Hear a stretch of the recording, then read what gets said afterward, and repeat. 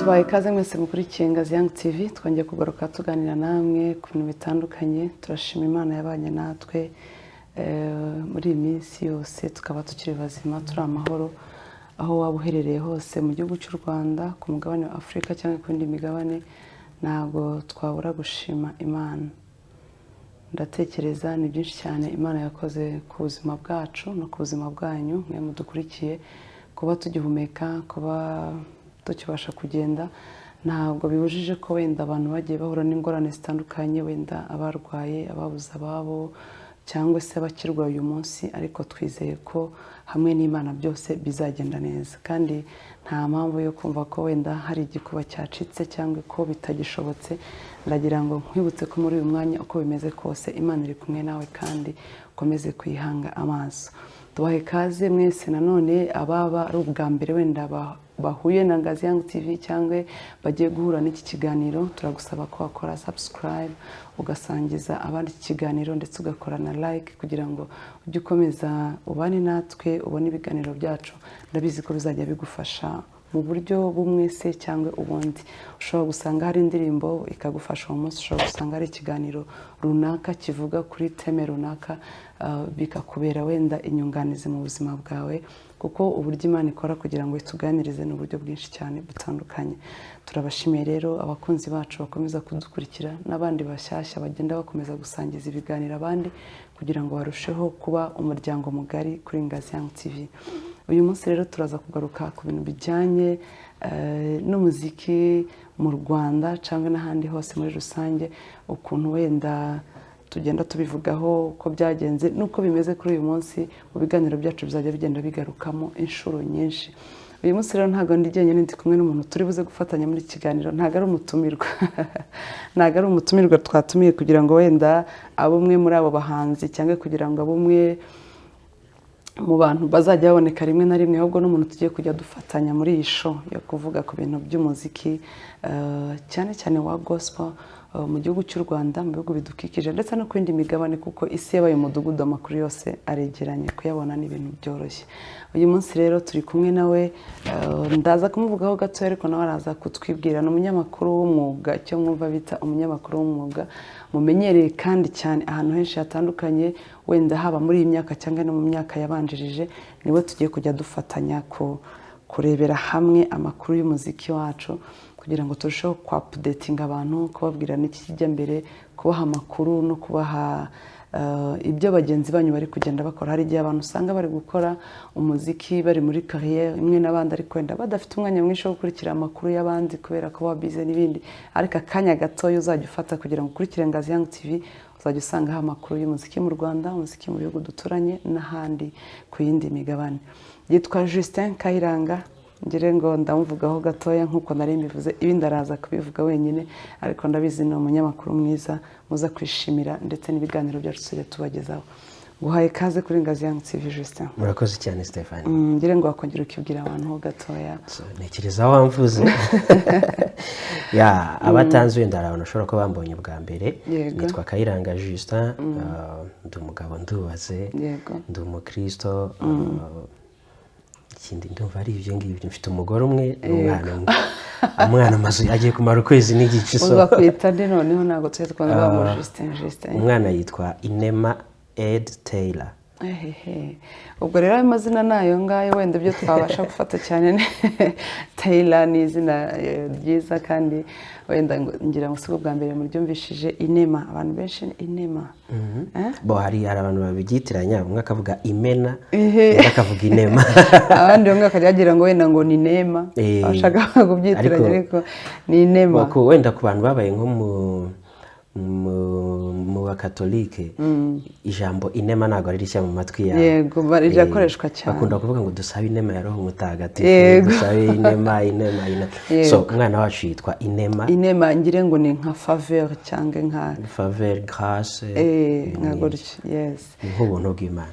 Katubyite gutyo. Twishimiye rero ko usigaye uri umupapa muri iyi minsi. Abantu benshi bari bamuruka. Wakoze kuri Royal TV. Ya, nakoze kuri nakoze kuri Royal TV kuva ifungura numva kugeza isoza cyangwa se mbere yuko isoza aho gatoya niho narindi puis kuko numva ko navuye haciye amezi nk'abiri cyangwa 3 ihita nayo ihagarika gukora amezi ibikorwa byayo ariko mbere yaho urumva nayo yari Remigo TV nayo nayikozemo dushiftinga tujya muri Royal nakoze muri RBA kuri televiziyo y'u Rwanda nakoze kuri radio mu majyepfo icyo gihe nigaga muri kaminuza yitwa Radio Huguka so ndumva ari ibyo ngibyo uyu munsi sangaho ntakiri mu itangazamakuru rituma ngaragara cyane nko kwenda kera abantu bambonaga uyu munsi ndimo gukora cyane mu itangazamakuru ryandika ya ku kinyamakuru cyitwa Top Africa News cyandika mu cyongereza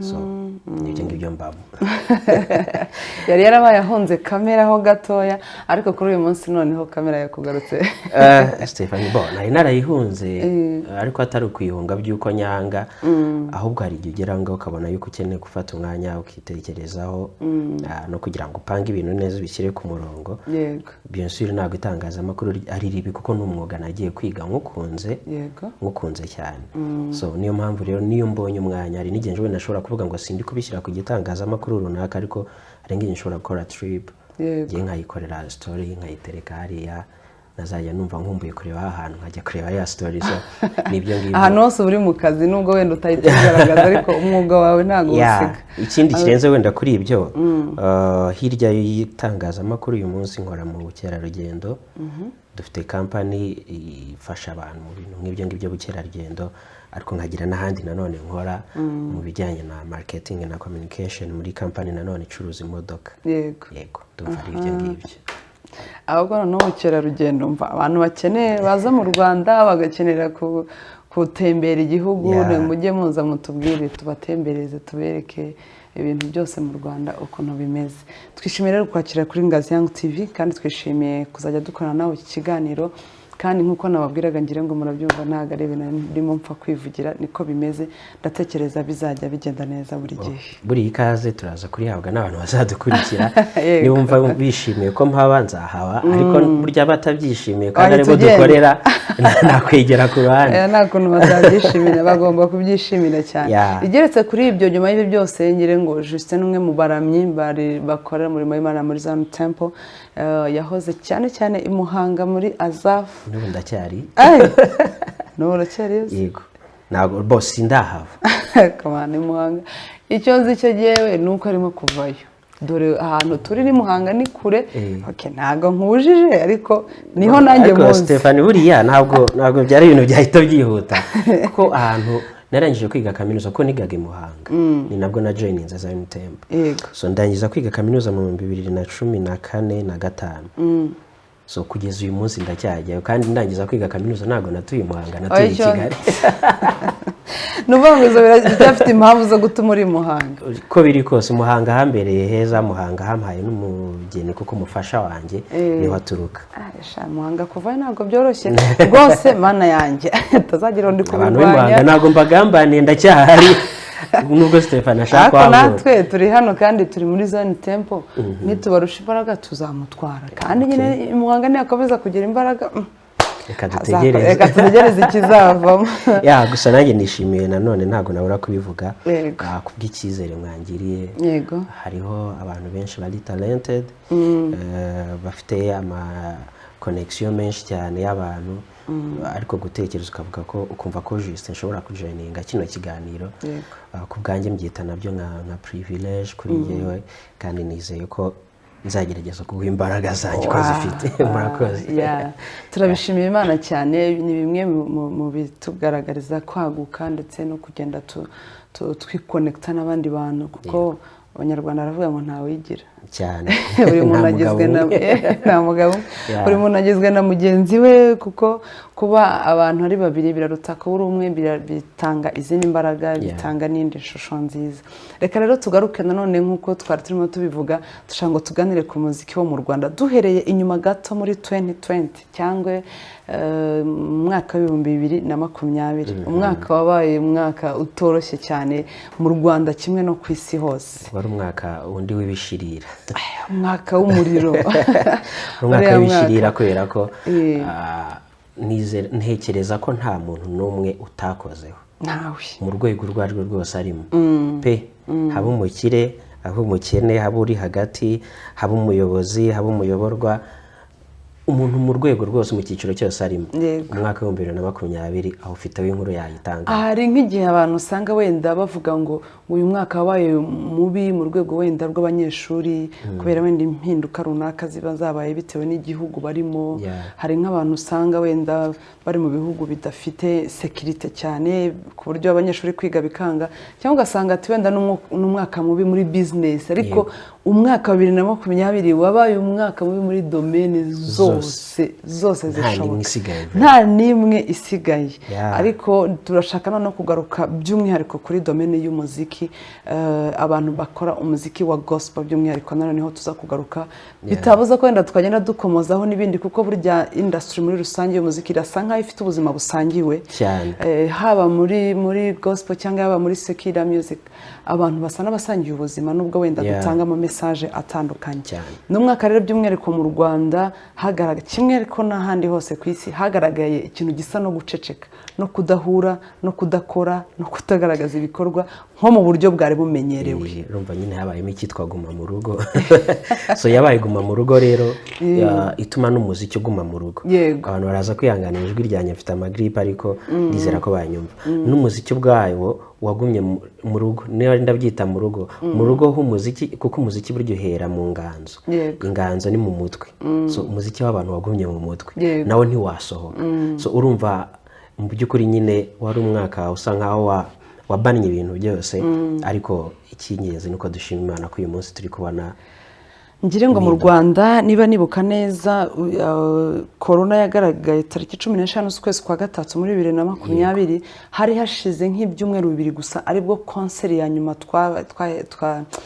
twatendinze cyangwa twitabiriye mu Rwanda yari imaze kuba muri Kigali Arena. Ku nshuro ya mbere Kigali Arena yari ikorewemo concert, ngire ngo niba ntibeshye niyo concert ya mbere hagati ya James na Daniel ni ya Harrison. Zombi ngire ngo ariko umunyarwanda wa mbere kandi nawe waheruka niwe wa mbere akanisoreza James na Daniel nibo bantu bakoze iki gitaramo cyabo muri Kigali Arena. Ngire ngo yari mu matariki abanza kabisa y'ukwezi kwa gatatu.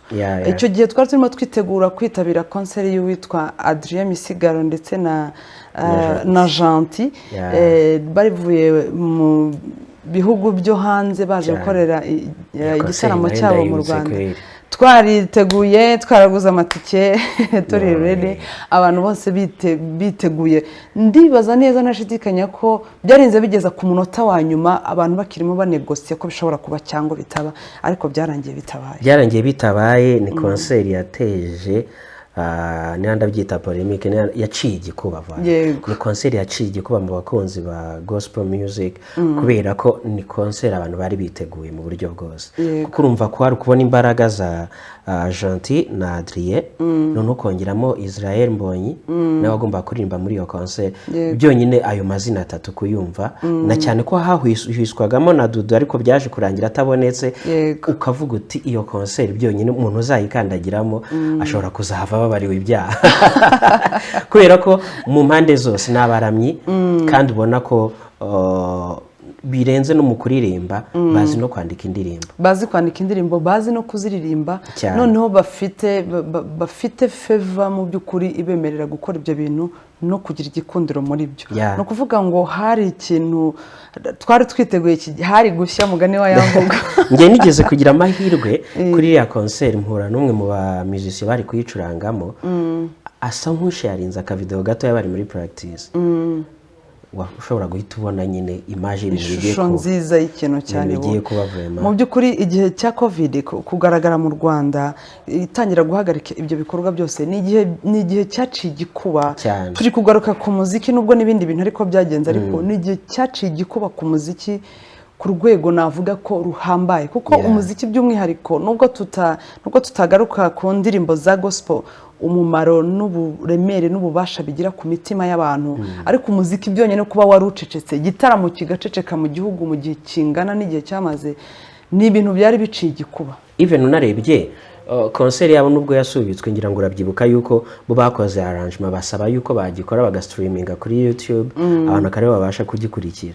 Nabwo warakirebaga ukabona ko cyari igitaramo giteguye gifite imbaraga bikomwa mu nkokora birumvikana ariko bagerageza nyine no kugira ngo n'abantu n'uburyo bari bakiteguye nibura bapfe kubonaho gakeya. Yes, bagikoze ku munsi mubi kuwa mbere mu masaha yo kumanywa cyane abantu bari mu kazi, ariko ntabwo byabuzaga umuntu kudomoka agateraho akajisho kuri YouTube ukabona ko ibintu bimeze neza. Ariko reka tubashimira imbaraga zikomeye bagaragaje, kuko kiriya kintu byari ikintu kigomba gutuma ubivamo uhita uvuga ati ntago bigishobotse kuba ari witeguye kwakira wenda konseri bwakira abantu benshi cyane umubare tutabasha kuvugira hano wenda, ariko umuntu yari yiteguye ko imitima y'abantu benshi iri buze kwatendinga hariya igahembuka ikamererwa neza.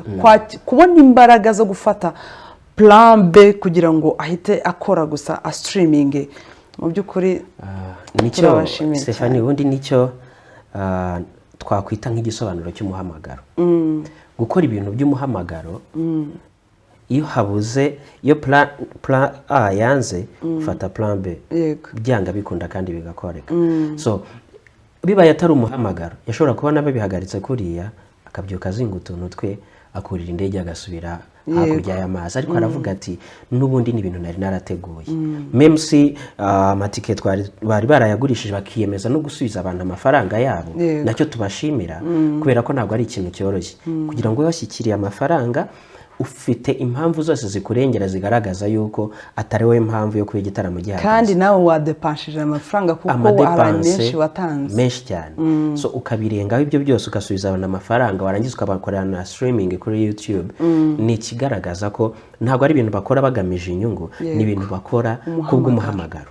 Njye rero ndabibashimira cyane Adrien na Gentil ahantu bari bumve yuko njye mbibashimira cyane kubera ko bagaragaje ko ari ibintu bari gukora by'umuhamagaro, nta yindi nyungu bagambiriye. Iki nanone duse tuza muri guma mu rugo gato muri rusange ukuntu abantu babayeho, tukashaka kugaruka ukuntu ni nko kutanga niba navuga niba ari felicitation niko navuga ku baririmbyi ba gospel mu Rwanda kimwe n'abandi bantu bose ku isano bari baherereye, nubwo umuziki wari umeze nkaho ufungiranye ariko buri bantu aho bari bagerageje gukora. Yego wenda ntizari video ziri mu buryo buri officiel, ariko baba ari abantu basengana, baba ari abantu babana mu nzu, baba ari abantu uko bimeze kose abantu baragerageje kugira ngo bahite batangira gukora n'ubundi badace.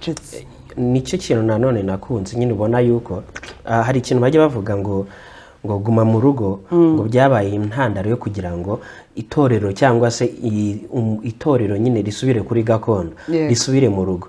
Byatumye abantu bongera kugira gutekereza uburyo bwo kugira ngo ubutumwa bubashe kugera ku bantu benshi, kubera ko buri hari ikintu tujya tuyobaho gakeya cyangwa se twibeshyaho gato tukumva yuko kuba twageze mu rusengero tugaterana ubutumwa buhagije, ariko hari wa wundi utageze ku rusengero, hari wa wundi utanatekereza kurugeramo. Ariko niba iyo habayeho izo initiative bakavuga bati reka none duhindure dushake n'ubundi buryo bwo twakoresha ariko ubutumwa bukomeza gutambuka. Ntekereza ko ngiye uko mbibona mu gihe cyaguma mu rugo ubutumwa bushobora kuba bwarageze ku bantu benshi kurenza nabo twabonaga mu nsengero, kubera ko abantu barakoresheje YouTube, barakoresha Facebook, abantu bakorganiza nka show kuri Instagram, bakavuga bati tugiye kujyaho tuvuga ubutumwa turirimbe turamye, kandi ukabona barakurikirwa n'abantu benshi. Na wa wundi utaraho musengera utari waho musengera ugasanga yagize gute yajoyininze yaje kureba, kandi ukabona arishimye. Ntekereza ko wenda iyo biza ko ari bishoboka tukabasha kugenda turishinga buri muntu umwe akaduha nka impact byamugizeho, ushobora gusanga hari abantu bakiriye Yesu mu gihe cyaguma mu rugo nyamara batahuye na pastor ngo abanze kubabwira ibintu byinshi, ahubwo akabona uburyo abantu bitangiye ibintu, ibyo bikamutera imbaraga zo kuvuga ko nawe akwiye guhinduka. Abantu rero nubwo byari bimeze gutyo mu by'ukuri ntabwo bahwemye kugenda bavuga ubutumwa bwiza, baririmba, bafata videos bazisharinga kuri social media zitandukanye, noneho by'umwihariko banategura. Ni nk'abantu bari bameze nk'abantu bakingiranye nyine ho gato, bavuga ati ni bakinguraho gato tuzahita dutangira gukora. Muri icyo gihe hari abantu bahise bagaragaza vuba cyane indirimbo mu mezi make, abantu bavuye mu rugo bahita bashyira indirimbo zabo hanze. Bigaragara nka kumwe twaze tuvuga ko hari ibintu byinshi byakingiranwe, ariko nanone hari projet abantu bari bafite bahise bashyira hanze indirimbo zabo, bahita bagaragaza ko hari ibikorwa bifungiranye bahita batangira gukora barimo bagiye batangira gukora. Ntekereza ko wenda tukisohoka muri guma mu rugo byasaga nk'aho bigoye, ariko abantu ubona ko basaga nk'aho bari active no kuri izo mbuga nkoranyambaga, mainly kuri YouTube. Twavuga nka couple ya Ben na Chance, mu by'ukuri bafashije abantu benshi. Yego. Mu minsi ishize nibwo hari umuntu warimo akorana nabo ikiganiro narimo mbumva, baranje baravuga bati nyine twari twarasobanye kuko urumva bahise bakora house of worship. So bagerageza nyine kugaragaza n'uburyo itorero mu rugo rishoboka. Yego. Ben yari arimo asobanura, avuga uburyo yashoboraga kwicara mu rugo akafata akambara costume agashyiraho cravate ari mu rugo, akicaza abantu mu rugo ati ngo tugiye gukora iteraniro. Iri ni ryo teraniro dufite. So nyuma yaho rero no kuva muri guma mu rugo ndumva barahereye barisi batanga indirimbo impano y'ubuzima, je pense. Impano y'ubuzima. Iyo ni indirimbo, ni bamwe mu bantu bahise batangira byihuse, cyane cyane turi kuvuga kuri industry ya gospel music. Ntabwo twagiye handi hanze, ariko kuko tugiye muri sekirara hagiye basora no muri guma mu rugo. No muri guma mu rugo n'indirimbo ya corona zarasohotse. Ariko turi kuvuga cyane cyane kuri abo ngabo bo muri gospel. Ben na Chance basohoye indirimbo, ntekereza harimo n'abandi hari abo tudashobora kwibuka birumvikana. Hari abo wenda tutari buze kwibuka ngo tu listing buri muntu, ariko hari abantu nyuma yaho gato basohoye indirimbo barimo Ben na Chance, bamwe muri couples mu Rwanda zikora gospel kandi bari active ndetse bakunzwe cyane, bafite ubutumwa bwiza. Guhera kiriya gihe wenda ntago turimo tuvuga ku muziki w'uyu munsi, turasa n'abasubiye inyuma gatoya, ariko bari mu bantu bahise bashyira indirimbo zabo hanze mu buryo bwihuse. Iyo ndirimbo iranakundwa cyane, iravuga ngo impano y'ubuzima ituruka ku Mana cyane. So aho ni Ben na Chance. Ntekereza twarabonyemo na talent nshyashya muri icyo gihe, ko niho twabonye Vestine na Dorcas. Nyuma yaho gato ntekereza ko ari nabo muri no minsi umuntu yavuga mu minsi itambutse bari navuga kuri cover page z'ibitangazamakuru byose, Vestine Dorcas, abana batoya cyane b'abakobwa bafite amajwi meza, bafite impano nziza, baririmba neza. Tekereza ariko gukora indirimbo imwe ari bwo bwa mbere. Uzi ko abantu bakora indirimbo bakageza nk'indirimbo 10 nta muntu urabamenya. Nta makuru twari twamenya. Sinzi niba wenda abantu abarokore dukunda kuvuga ati wenda abatari mu gihe cyabo cyangwa igihe cy'ubutumwa nyirizina kugira ngo ibintu byabo bisakare bijyanze biba butaramenyekana. Mu by'ukuri suko buba butazwi, buba buzwi, ariko hari ikintu umuntu akora kikaba explose ku buryo isi yose ikimenya uwo munsi. Bari abana rero baje bari favored kabisa. Vestine na Dorcas ni abantu bazanye faveur idasanzwe muri uyu muziki, kubera ko urumva gusohora indirimbo ya mbere njya mbyibuka yuko nayibonye kuri status y'umuntu, ndavuga aba bana ko barimo baractinga neza, nta nubwo narimo numva amajwi yayo, gusa ndi kubona utwana turi kugenda mu murima n'amajerekani bakenyeye ibitenge, ndavuga what, ibintu birashoboka ko hari abantu bashobora kuactinga muri ubu buryo. Ubona ko ni abantu baje ariko bataje gusa biraho ngaho bijenjetse, ahubwo baje bafite imbaraga, ariko bafite n'icyo kibashyigikira, iyo faveur yabashyigikiraga ari inyuma, kuko gusohora nahawe ijambo igahita isakara ahantu hose mu gihugu ntago cyari ikintu cyoroshye. Ibi ni ibintu byerekana ko rero ngire ngo niba abantu igihe bari mu rugo baritekerejeho neza, bagasanga hari impano nyinshi bafite, bagasanga babonye n'umwanya. Burya hari igihe abantu bagira projet, umuntu akajya ahora abona ikintu ariko akakiburira igihe. Guma mu rugo hari ukuntu yazanye side zimwe ziri negative n'izindi ziri positive, kuko hari igihe abantu bahoraga nyine bari busy, ariko abantu bicaye mu rugo ibyo ukora ukabikora bikarangira, none ugatangira no gutekereza n'ibindi nabyo wabonera ubushobozi ugahita utangira kubikora. Uziko abantu bamwe batangiye kuririmba mu buzima bwabo mu gihe cyaguma mu rugo. Barahari ntekereza, ndetse batari bakeya. Hari n'amagroupe mashya yagiye avuka, avutse kubera izo initiative gusa zo kuvuga ngo reka tugerageze ubutumwa. Hari abantu twaganiriye bamwe hano bitwa United Brothers, barimo Banzungu n'abavandimwe be, bakoze indirimbo juste après kongere ngo ni muri uyu mwaka utangira.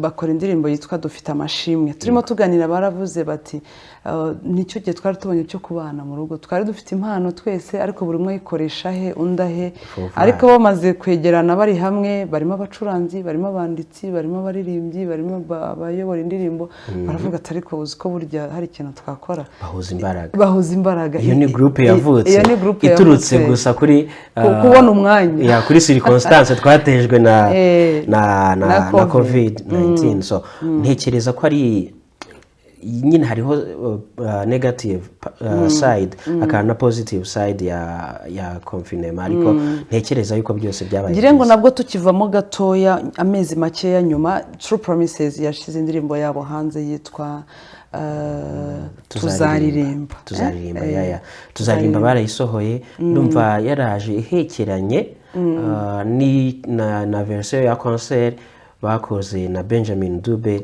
harimo indirimbo yitwa mfasha umwanya nk'ibyo True Promises nabo bahise bakora iyo ndirimbo tuzarimba unabireba hari mu gihe abantu batari bemererwa guhura byibuze mu tumeze unarebye harimo image nkeya z'abanyamuryango ba True Promises cyangwa bagiye bapikinga bafata abantu bafata abantu wenda ubwo no gufata abantu bari ahantu bashaka kuba begeranye ku buryo bidasaba ingendo urabizi ko kiragiye ingendo zitari ngombwa ingendo zitari ngombwa ntabwo zarimo zikorwa ndetse n'iziri ngombwa zimwe ntizakundaga bitewe n'igihe twari turimo umuntu yanashimira cyane True Promises kubera ko ni ikintu kidasanzwe bakoze kubera ko ubundi ukurikije style ya True Promises n'imiririmbire yabo iyo bari benshi iyo bari kumwe bose ubona bafite na energy kabisa biryoshye ariko no kubona bari gufata Diane hano mukanya agafata undi hano agafata undi hariya wenda bakaza gufata nk'abandi batatu bari kumwe abonaga nyine ya shusho nziza ya True Promises turi kuyibona ariko produit yari nziza nanone produit yari nziza yari iteguye neza bakoze video nziza kandi mu bigaragara ni bamwe muri ba bantu twarimo tuvuga kare ko nubwo bari bacicitse ariko barimo batekereza nyuma y'iki gihe nidufungurirwa harabiki nitwemererwa kujya hanze harahita hakurikira hiki mu by'ukuri turashimira aba True Promises ku mbaraga yakomeje gushiramo kandi bo ntago ari abantu bari mu muryango umwe nk'ukuntu wenda United Brothers byari bimeze ariko n'abantu bagerageje guhuriza hamwe imbaraga zabo ngire ngo wenda Gisubizo Ministries i Bugande bakoze indirimbo yitwa nta mana nta buzima akora iyo ndirimbo ubundi ya confinement kuri ngiye kubera ko iya ndirimbo yaje nyine ije mu gihe gikwiye reka mbivuge gutya kubona noneho buri hari ukuntu ibintu biba byiza ariko hakaba n'ibirungo by'ibintu byiza kubona ijwi rya Cici na energy abafite cyane nta ndirimbo ndana Cici akora ngo ubone ayikoze ajenjetse ayijyamo n'umutima wose nta rugingo na rumwe rusigara bonaga ko ari indirimbo imeze neza kandi irimo isengesho ntago abantu wenda hari igihe turirimba indirimbo tukayikundira mu style irimo ritme yayo ariko ntitutekereze no kuyikundira amagambo arimo indirimbo ivuga ngo ntundeke ntundekure Imana ntabwo ufite nta buzima so icyo ni ryari isengesho rikomeye ndetse ubona ko abantu bari mu bwihebe kandi muri kirya gihe nuko wenda abantu tutabitekereza kuba wenda lockdown yari ivuyeho hari hakurikiyeho ikindi gihe cy'abantu cyo kugira ngo bongere kugaruka mu buzima busanzwe byasaga nk'ibigoye bamwe business zarahagaze abandi akazi karahagaze so abantu bari batangiye kugira kwiheba ariko kuba umuntu yarabasha gufata umwanya kumva nk'iriya ndirimbo yashobora kumva yuko ubuzima bwe bwose buri mu biganza by'Imana kandi Imana imufite nta hantu yajya rero yari indirimbo nziza cyane nayo tutabura kugarukaho nta mana nta buzima nta mana nta buzima abantu benshi mu by'ukuri bagiye bakora indirimbo mu by'ukuri wenda ku buryo butandukanye hari abagize amahirwe yo kuba wenda bari mu gihugu navuga ko wenda icyo gihe covid itari iremereye cyane ku buryo wenda bahura ari benshi ariko turashimira by'umwihariko abahanzi nyarwanda abaririmbyi ba gospel mu Rwanda baragerageje gusakaza ubutumwa bw'ihumure, ubutumwa bwiza, abantu bagenda bumva. Abapasitori meme ntabwo bigeze baceceka, abantu basharingaga ijambo ry'Imana, cyane cyane bakoresha YouTube n'izindi social media kugira ngo abanyarwanda ndetse n'abandi ku isi hose barusheho gukurikira, barusheho guhumurika, barusheho kumva bafite umutuzo muri bo, ko kiriya gihe abantu benshi bari kudeprima cyane. Urumva ushobora guhura n'umuntu akaba yahita yitunya imbere yawe hasi bitewe n'uko nyine situation mumereye muri icyo gihe. Ariko navuga ko uruhande rwa gospel industry rwagize uruhare mu gufasha imitima y'abantu. Rwagize uruhare mu gufasha imitima y'abantu ku buryo ntabwo wenda ntihabuzeho cases zimwe na zimwe zigenda ziba, ariko ntekereza ko gospel nayo yafashije mu kugira ngo izo cases ze kuba nyinshi. Ngira ngo wenda igihe cyo kuva muri confinement gatoya hashize amezi menshi abantu bataragirirwa amahirwe yo kongera guterana ngo amatorero afungurwe.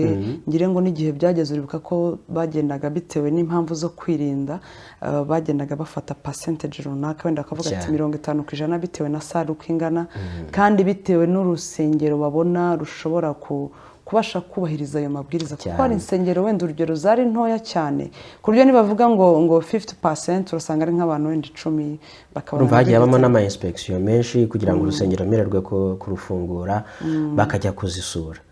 So hari izabaga nyine zagerageje, ariko n'ubundi bakabagira bati ntabwo biruzura kubera ko icyorezo kiracyahari, ntabwo twabemera ko mufungura mabanze mwuzuza ibi n'ibi. Nibuka ko ku munsi insengero zari bufungurireho hari liste yigeze gusohoka zirita mu karere ka Gasabo, yari insengero nka zigeze hari nko muri 80, ako FNDF bishobora kuba barazimanuye zisigara ari insengero zitageze no muri 25. So abantu nabwo barikanze, ariko byose byari kubw'ineza y'ibyiza turi kubona uyu munsi. Yego, kubw'ineza y'ibyiza turi kubona uyu munsi.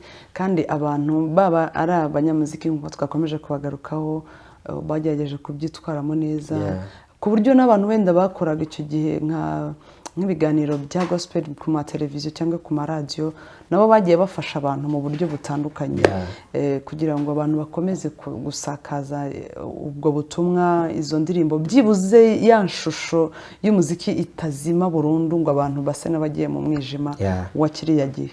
Rero abahanzi bose bo mu Rwanda igihe twagiye muri confinement, buri muntu wese yabanje kwikanga, ariko ofiramzire buri muntu yagiye ashaka ngo hakorwa iki, mbese nakora iki. Ukajya kubona ukabona umuntu ari we wenyine, ukajya kubona ukabona ubonye akantu Serge yaririmbye ukabona bimeze neza, mbonye yagiye kuri Instagram akoze tugakurikira, abantu bagakurikira, ukabona Ben na Chance, ukabona abantu batandukanye benshi bagiye babigerageza. Papi Creva bakunda gukora icyo bita morning worship, kiriya gihe yarakoze cyane. Hari abantu bitwa, hari umuntu witwa Aime Frank na Musabwa, barakoze cyane, n'uwitwa Emi Vox, ngire ngo barakoze cyane, muri kiriya gihe cya confinement barakoze cyane, bafashije abantu benshi. Ntekereza ko nko kuri Frank na Musabwa sinzi ko hari icyumweru cyashiraga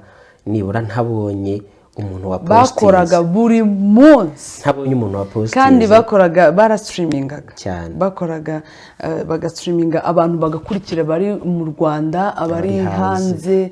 Byafashije abantu benshi kabisa. Frank na Imana imugisha bafatanyije, barakoze cyane, ndetse n'iwacu films bari kuyivuga kubera ko baritanze bakora, bari mu bantu batumye umuziki navuga reka nkoresha ino terme usakuza udaceceka, abantu barakomeza barakora. Mugani ndimbo ya Frank akumenyeshora ko yarasohotseho mbere gatoya, ibibazo ufite ahubwo yasohotse nyuma, ngire ngo yasohotse nyuma ya confinement. Twari twamwibagiwe. Abantu bagiye bayumva wenda kenshi, ari kuyikora wenda, ariko yari itaragira, yayikoraga icyo gihe muri icyo gihe cyanuza yari ataragira. Bari mu bantu mu by'ukuri bafashije abantu benshi, turabashimiye. Abaririmbyi bose muri rusange mu gihugu cy'u Rwanda n'abandi bari muri ADPR nka za Slowam, wabonaga nabo bakora, ugasanga buri gihe bafite udusession kuri YouTube, ubona ko harimo movement za CPRK n'abantu bakoze cyane n'abantu bakoze cyane ngire ngo rero mu by'ukuri bino bintu ntago twabivuze kugira ngo wenda kuko mutari mubizi cyangwa mutarimo mubyibuka ariko no kugira ngo mu by'ukuri dushimire abantu ku gikorwa cyiza bakoze kandi noneho tubashimire ko nyuma yaho mu Rwanda wenda tuzabigaruka mu kindi kiganiro haturitse cyangwa havumbutse ibintu byinshi bikomeye wenda nubwo abantu bose batabashije kugera kuko wenda abantu bafite ibitekerezo n'amaproje menshi yo gukora indirimbo ni benshi mu by'ukuri ariko turabashimira ukuntu abantu bitwaye na nyuma yaho noneho bakagaragaza ubushake bwinshi bakagaragaza imbaraga nyinshi bakagaragaza bagashyira hanze ibintu bibarimo byinshi kuba mu rugo ntibyadupfundikiye burundu ahubwo byabaye nk'abantu bari kuvomerera impano bafite n'ibintu byinshi byatumye nyine abantu bafata umwanya atangira no kwiga kuko urumva imbere ya confinement ntabwo umuntu yashobora kugira umwanya wo kumenya urugero yavomerera iki gitekerezo cye ariko mu gihe cyaguma mu rugo buri muntu wese yari ari mu rugo akagira umwanya wo gutekereza no kuri za projet yajyaga yumva hari atabasha gushyira mu bikorwa bituma abasha kubona inzira ashobora kubicishamo kandi birakoreka ngire ngo wenda tuzagenda tubigarukaho mu biganiro byacu bikurikira kugeza aho tuzatangira kuganira umuziki uyu munsi mu Rwanda tugatanga navuga ibintu biri recent birimo kuba cyangwa ibyo birimo guteganywa muri iki kiganiro tuzajya dukomeza kuba turi kumwe na Justin Kayiranga turabashimira rero kudukurikira no gukurikira Ngazi Young TV ukimara kubona iki kiganiro gisangiza abandi ukore like kandi niba utarakora subscribe nabwo ntuze kubyibagirwa turabashimiye cyane bye bye